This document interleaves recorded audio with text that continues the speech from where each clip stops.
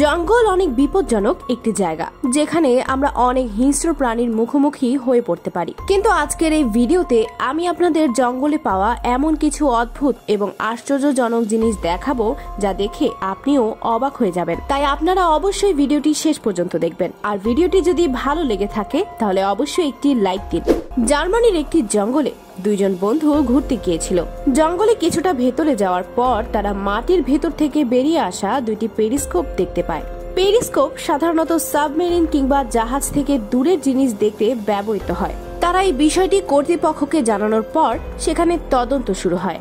আর তদন্তের পর তাদের খুঁজে পাওয়া জিনিসটি দেখে সবাই অবাক হয়ে যায়, কেননা মাটির নিচে তারা একটি বাংকার খুঁজে পেয়েছিল, যেখানে ঢোকার একটি রাস্তা ছিল। তারা বাংকারটিতে ঢোকার পর সেখানে বিভিন্ন ধরনের চিহ্ন খুঁজে পায়। সেখানে অনেকগুলো ভাঙা দেওয়াল এবং অনেক রুমও ছিল। বিভিন্ন জায়গায় বৃষ্টির পানি জমেছিল, যেখান থেকে বেশ দুর্গন্ধ আসছিল। তার উপর বাংকারটিতে অনেক অন্ধকার ছিল। এই বাংকারটি দ্বিতীয় বিশ্বযুদ্ধের সময় তৈরি করা হয়েছিল, যাতে সৈন্যরা এখানে লুকিয়ে থাকতে পারে। পরবর্তীতে এই বাংকারটিতে কয়েকটি বিছানা, চিকিৎসার সরঞ্জাম, বিভিন্ন লোহার যন্ত্রপাতিও পাওয়া যায়। সেই দুজন ব্যক্তির জঙ্গলে আবিষ্কৃত বাংকারটি অসাধারণ ছিল।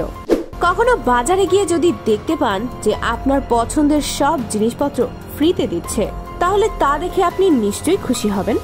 কিন্তু যদি কখনো জঙ্গলে গিয়ে আপনি এমন একটা ঘর দেখতে পান যেখানে লেখা রয়েছে ফ্রি হাগ, তা দেখে আপনি নিশ্চয়ই ভয় পেয়ে যাবেন। আসলে এটি জঙ্গলে অবস্থিত একটি বিরাট ঘর, কিন্তু এখানে কে এবং কেন এটি লিখেছিল তা কেউ জানেন না। কিন্তু এই অভিজ্ঞতা অনেক ভয়ঙ্কর হতে পারে। আপনারা হলিউড মুভিতে অনেকবার অনেক গাছকে চলতে দেখেছেন, কিন্তু বাস্তব জীবনে কি আপনি কখনো কোনো গাছকে চলাচল করতে দেখেছেন? যদি না দেখে থাকেন তাহলে এই গাছটি দেখুন। এগুলো হলো পালম গাছ।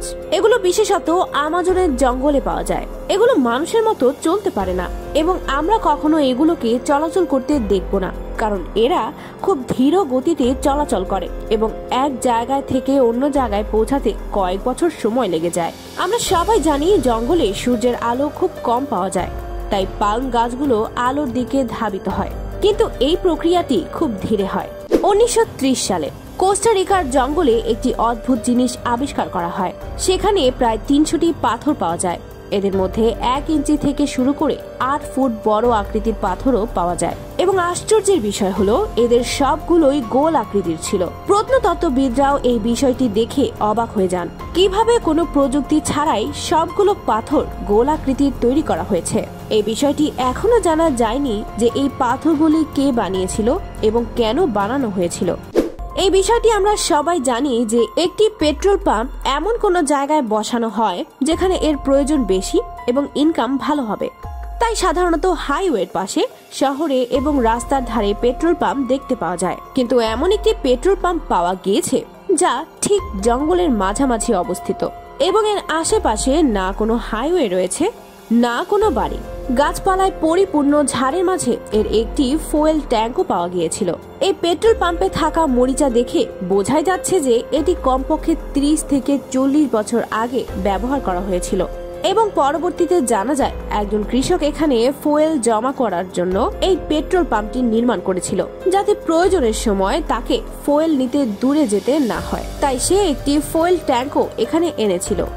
সুইজারল্যান্ডের একটি গ্রামের লোকজন অদ্ভুত একটি ঘটনার সম্মুখীন হতো। ওই গ্রামটির পাশেই অনেক বড় একটি জঙ্গল ছিল, আর ওই গ্রামের লোকজন সেই জঙ্গলে একটি অদ্ভুত লোক দেখতে পেত।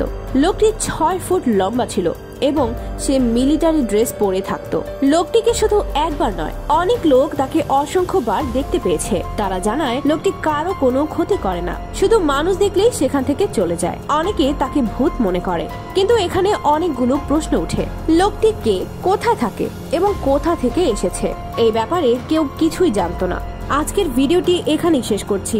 ভিডিওটি ভালো লাগলে লাইক দিন, আর রহস্যভেদ চ্যানেলে নতুন হয়ে থাকলে চ্যানেলটি সাবস্ক্রাইব করে পাশে থাকা বেল আইকনটিতে ক্লিক করে দিন। ধন্যবাদ।